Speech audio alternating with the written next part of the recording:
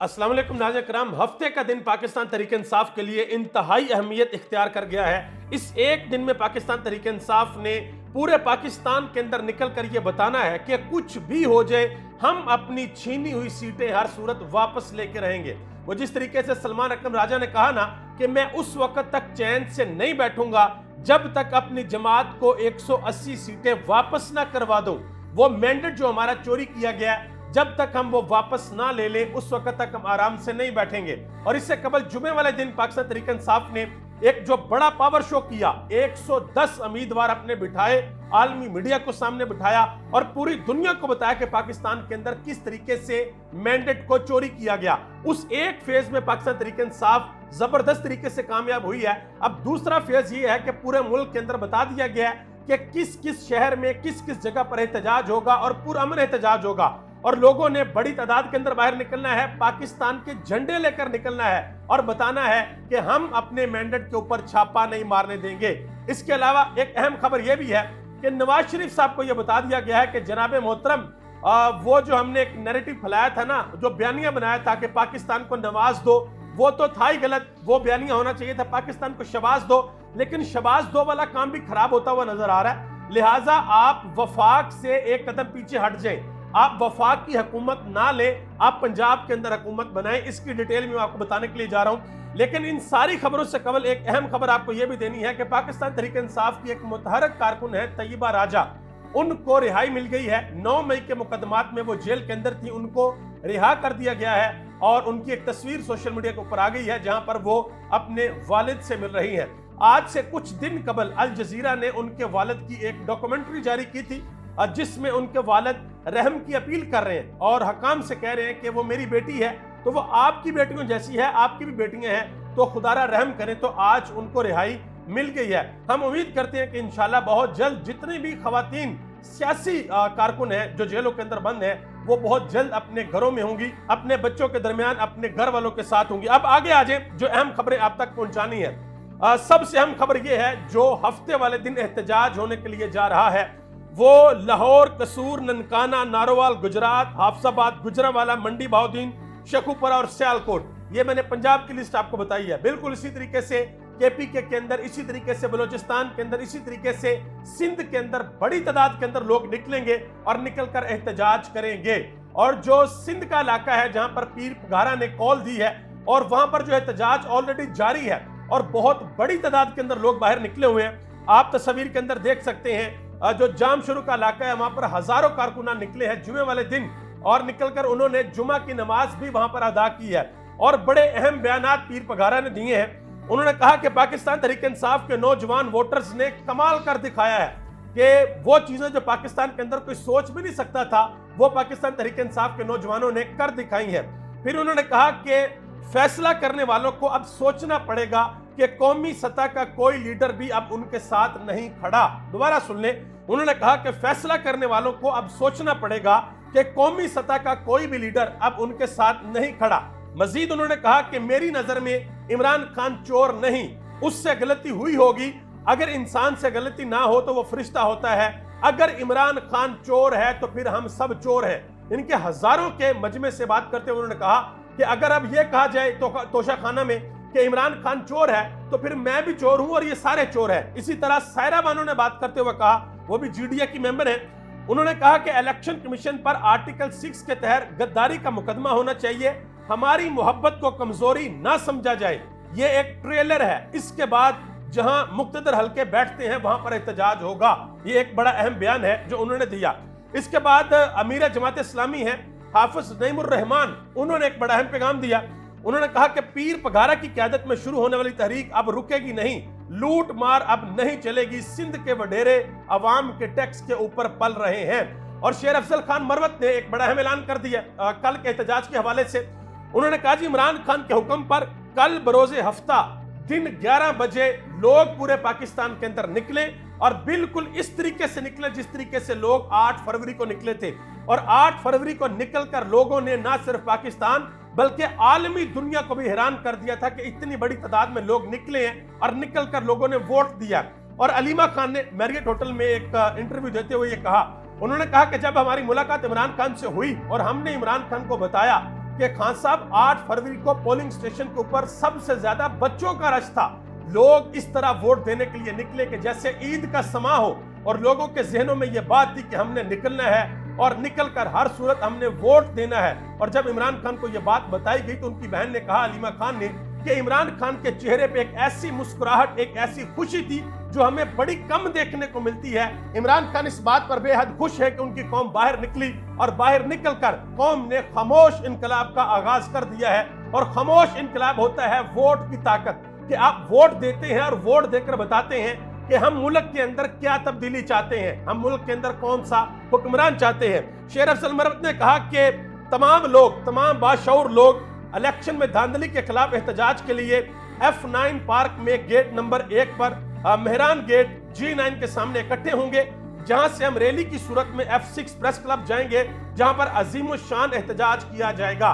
इसी तरह लाहौर में भी प्रेस क्लब के सामने, बाकी शहरों में भी जगहों के नाम बता दिए गए हैं कि वहां पर एहतजाज होगा। और उसके अलावा ये बात भी की है शेर अफजल खान मरवत ने, उन्होंने कहा कि जी हमारा जो एहतजाज है ये पुरअमन होगा। अगर किसी ने इंतशार फैलाने की कोशिश की, अगर किसी ने गलत काम करने की कोशिश की, तो हम उसको पकड़कर हकाम के हवाले करेंगे। उन्होंने कहा कि अगर कोई गैर कानूनी एक्टिविटी करता हुआ नजर आया तो उसकी वीडियो बनाएं, उसका पीछा करें और उसको पकड़ के पुलिस के हवाले करें। मजीद उन्होंने कहा कि अगर पुलिस ने हमारे ऊपर सख्ती की, अगर 2 नंबरी की, जैसे पुलिस पहले करती रही है, तो फिर हमारा ये जो एहतजाज है ये धरने के अंदर भी तब्दील हो सकता है। ये बात उन्होंने की है। आगे जी शहरयार अफरीदी साहब ने बड़ा अहम बयान दे दिया। उन्होंने कहा जी पुलिस भी हमारी है, फौज भी हमारी है, मुल्क भी हमारा है, लेकिन चादर चार दीवारी को पेमाल करने वालों को इबरत का निशान बनाया जाएगा। वो लोग जिन्होंने चादर चार दीवारी का तकद्दस पमाल किया, जिनके पास ना अरेस्ट वारंट थे, ना सर्च वारंट थे, फिर भी लोगों के घरों में घुसे और घुसकर चादर चार दीवारी का तकद्दस पमाल किया, लोगों की माँ बहनों को तंग किया, हरासा किया, उन लोगों को नहीं छोड़ा जाएगा। उनसे पूछा जाएगा कि उन्होंने इस तरीके से क्यों किया है। आगे आ जाए नवाज शरीफ साहब के हवाले से बड़ी अहम खबर है।